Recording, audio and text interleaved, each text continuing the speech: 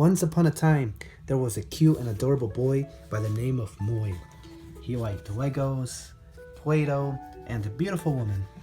One day, Mommy and Daddy took cute 8-year-old Moy on an adventure to the undiscovered mysterious land of the wilderness. That is Yellowstone. Dun dun dun!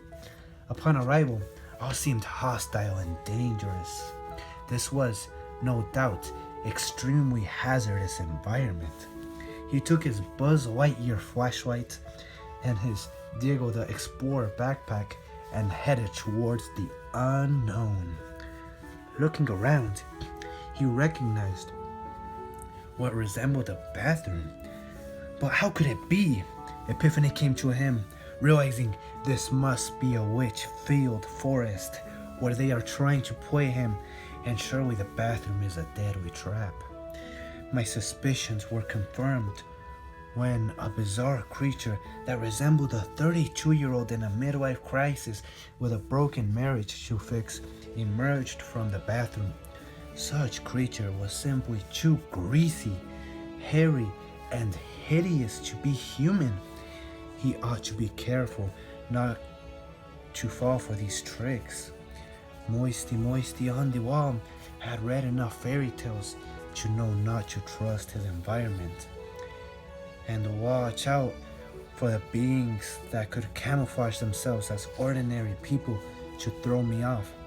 So I slapped myself in the face, told myself, I am the great Zambodi, and if any threat becomes too much, I must use my unspeakable special attack I have perfected over the years.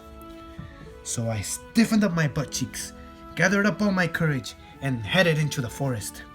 The trees were beautiful, the sun was colorful, and the sight was wonderful.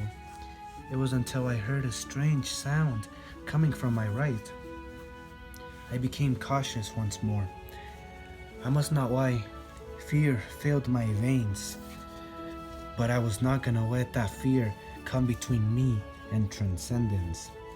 I approached silently, watching my every step until I saw it.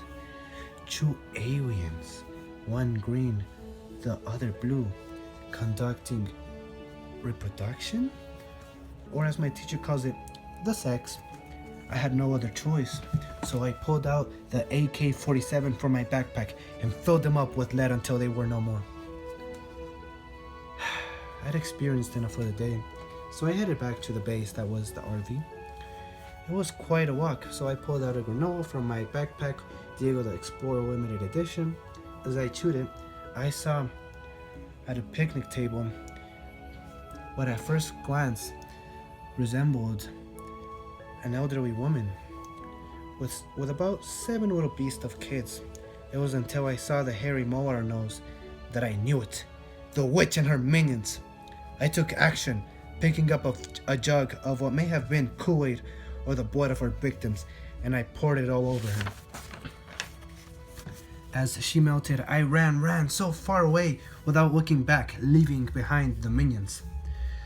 I reached the base, feeling safe at last. Or so I thought, until I heard it. The most awful noise in the history of mankind. The laughter of Aunt Petunia. She was here? How could it be?